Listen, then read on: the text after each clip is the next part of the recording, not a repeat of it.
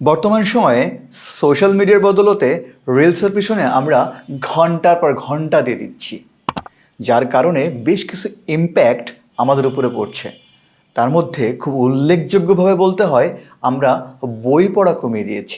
বর্তমান জেনজি বলেন বা আমরা মিলেনিয়াল যারাই যেটাই বলেন না কেন, আমরা এখন বইটা খুব কম পড়ি, যার কারণে আমরা যে কোনো টপিক্সের খুব ডিটেলে ঢুকতে পারি না। অনেক টপিকের মধ্যে একটা গুরুত্বপূর্ণ টপিক হচ্ছে বিজনেস।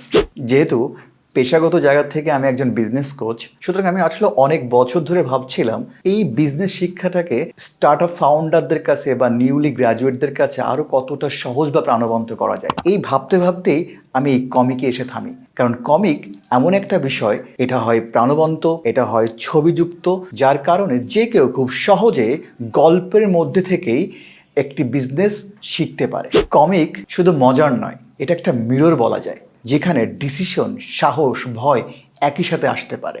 সুতরাং তোমরা যদি কোথাও আটকে যাও, তাহলে এই কমিক তোমার জন্য। সবসময় মনে রেখো, তোমার জীবনের কোনো এক মোড়ে গিয়ে যদি থেমে যাও, সেখানেও তোমার একটা চয়েস থাকে।